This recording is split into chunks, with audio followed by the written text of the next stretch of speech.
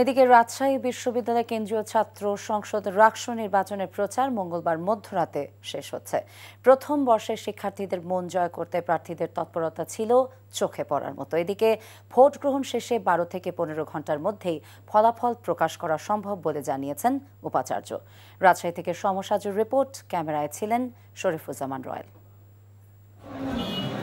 নবীনবরণ উপলক্ষে সোমবার বিশ্ববিদ্যালয়ের কাজী নজরুল ইসলাম মিলনায়তন ছিল প্রথম বর্ষের শিক্ষার্থীদের উপস্থিতিতে কানায় কানায় পূর্ণ।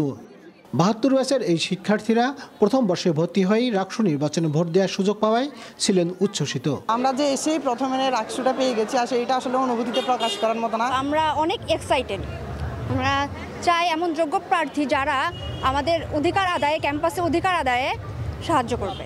একসাথে প্রায় 4000 ভোটারকে কাছে পাওয়ায় মিলনায়তনের বাইরে নতুন শিক্ষার্থীদের সাথে কুশল বিনিময় করেছেন প্রার্থীরা। এই যে 24-25 শিক্ষাবর্ষের ভোটাধিকার ছিল না, একমাত্র আমরা, আমাদের প্যানেলের যারা আছেন, আমরাই কিন্তু একমাত্র তাদের জন্য ভোটাধিকার আদায় লড়াই করেছি। 35 বছরের যে অচল অবস্থা, এটা কাটিয়ে দেওয়ার ক্ষেত্রে বর্তমান শিক্ষার্থীরা আমরা ভূমিকা রাখতেছি।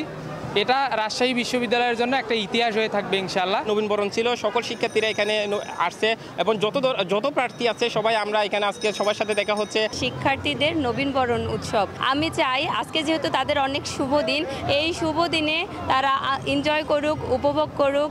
এদিকে রাকসু নির্বাচন সুষ্ঠুভাবে সম্পন্ন করে 12 থেকে 15 ঘন্টার মধ্যে ফলাফল ঘোষণার আশাবাদ ব্যক্ত করেছেন উপাচার্য। ওএমআর-এর মাধ্যমে আমরা যেভাবে গণনা করব, সেটার জন্য যেটুকু সময় লাগবে আমার মনে হয় যে সেটা তো খুবই যৌক্তিক সময় আর কি। তো গতকালকে ওনারা বলছিলেন 12 থেকে 15 ঘন্টা, আমি ওটাই এন্ডোর্স করছি। রাকসু নির্বাচনের ভোট গ্রহণ 16 October. Saju, NTV news, Rajshahi.